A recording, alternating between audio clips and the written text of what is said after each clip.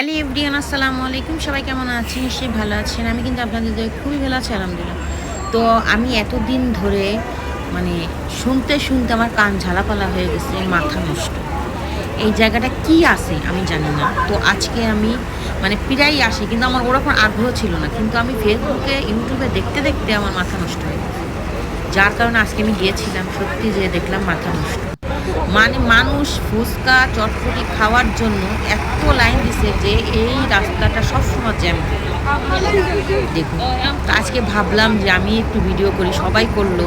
তাই দেখুন, মা মেয়ে তিনজনেই একই ড্রেস করছে, আর দেখতে কত সুন্দর লাগছে। এই হচ্ছে সেই মাথা নষ্ট যে জায়গা চালু হয়েছে আজকে 6 মাস ধরে এই দোকানটা।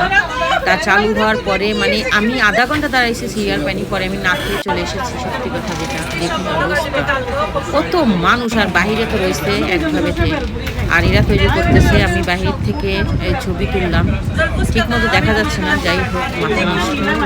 এই মাথা নষ্ট কিসের, খেয়ে তো পরীক্ষা করতে হবে, তা আমি তো খেতে পাইনি। যাই হোক, আপনারা যদি ট্রাই করতে চান তাহলে 169-এ এসে 8-এর মাঝামাঝি তা এসে খেতে পারেন। এখানে মাথা নষ্ট এই জায়গাটা যে কেউ দেখায় দিবে আপনাকে।